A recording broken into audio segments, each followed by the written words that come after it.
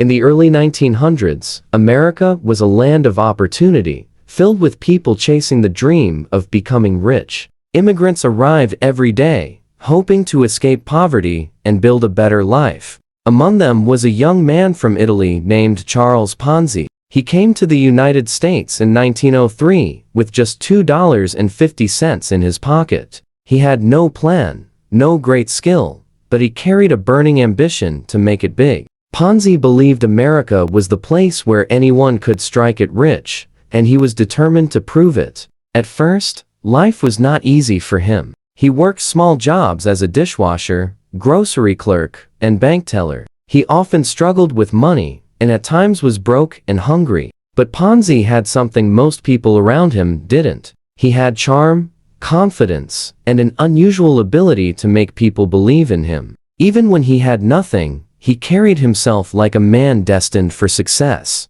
It was this charm that would later help him build one of the most infamous financial schemes in history. Ponzi's first real brush with money-making came when he moved to Canada and worked at a bank in Montreal. The bank was owned by a man named Luigi Zarassi, who promised high interest rates to attract Italian immigrants to deposit their savings. Ponzi watched closely and learned how Zarassi lured people in with the promise of quick profits. But he also saw how the scheme collapsed when the bank failed. Ponzi himself got into trouble when he forged a check, and he spent time in a Canadian prison. This was his first lesson in how dangerous shortcuts could be.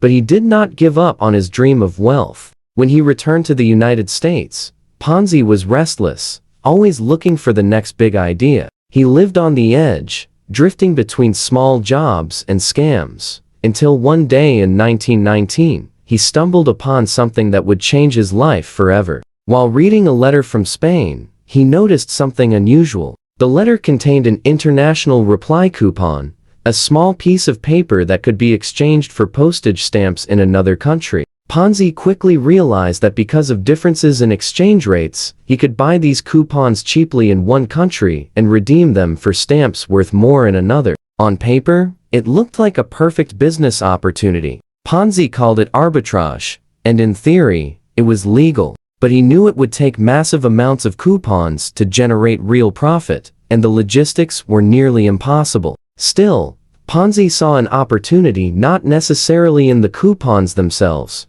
but in how people believed in the story behind them. He began telling investors that he had discovered a secret way to make huge profits by trading these coupons. He promised returns of 50% in 45 days, or 100% in 90 days. The numbers were outrageous, but Ponzi delivered his pitch with such confidence that people lined up to hand him their money. At first, Ponzi actually paid some investors as promised, but he wasn't making those profits from coupons. Instead, he was simply using money from new investors to pay the old ones. This made his scheme look successful, and as word spread, more and more people rushed to invest. By 1920, Ponzi was a celebrity in Boston. Thousands of people believed in him, from factory workers to businessmen. Even politicians. He was seen as a financial genius, the man who had cracked the code of easy wealth. Newspapers wrote about his success, and investors begged to be part of his business. The money poured in faster than he ever imagined. In just months, Ponzi collected millions of dollars, an enormous sum at the time. He bought a mansion, expensive cars, and lived like royalty. He dressed in fine suits, tipped generously, and entertained guests with lavish parties. To the public, he was the embodiment of the American dream. But behind the scenes, the truth was much darker. Ponzi's scheme depended entirely on constant new investments. There were never enough coupons to justify the profits he promised. It was all an illusion, a house of cards waiting to collapse. At the height of the frenzy, Ponzi's offices were overflowing with people desperate to hand him money. Lines stretched down the street, with some investors even mortgaging their homes or selling jewelry just to put their savings into his plan. In one single day, he reportedly took in more than $1 million in cash. Bank tellers and clerks who handled his deposits couldn't believe the mountain of money he was stacking up. Yet instead of calming down, the excitement only grew. Rival businessmen tried to copy his methods, and Ponzi even sued a financial writer who called him a fraud, winning public sympathy and boosting his popularity. The more critics attacked him, the more ordinary people seemed to trust him. Ponzi also made grand gestures to win over the public. He donated to charities, posed for photos with smiling investors, and even hired staff to handle the endless crowds at his office. He promised that his company would soon expand overseas and that he was preparing to build a financial empire bigger than anything Boston had ever seen. His wife Rose was suddenly living a life of glamour, moving into their luxurious Lexington mansion with servants, expensive furniture, and cars parked outside. Ponzi's name was on everyone's lips, and many believed he would soon become one of the richest men in America. The pressure mounted as more people invested. Ponzi kept paying early investors with the money from later ones, which made his reputation even stronger. But some journalists and financial experts began asking questions. How could one man consistently generate such impossible returns? The math did not add up.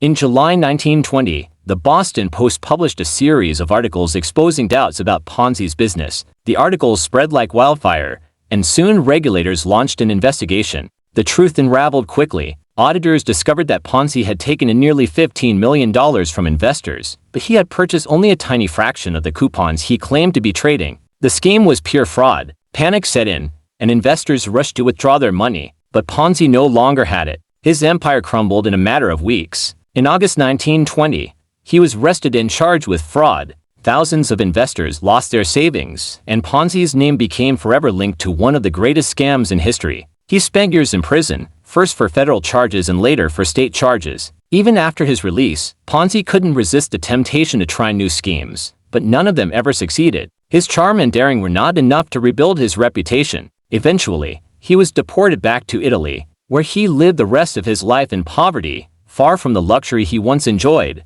He died in 1949, broke and largely forgotten, though his name lived on in infamy. The story of Charles Ponzi is more than just a tale of a clever scam artist. It is a lesson about greed, trust, and the dangers of believing in something that sounds too good to be true. Ponzi knew how to tap into people's desire for quick wealth, and that desire blinded them to the warning signs. His schemes showed how easy it is to build an empire on promises, and how quickly it can all collapse when the truth comes out. Even today, the term Ponzi scheme is used to describe fraudulent investment scams that operate on the same principle he pioneered. Ponzi's story remains a reminder that shortcuts to wealth often end in disaster. He became famous not for building something real, but for tricking people into believing in a dream that never existed, and in the end, he himself paid the price, living his final years with nothing but the memory of the empire he once ruled.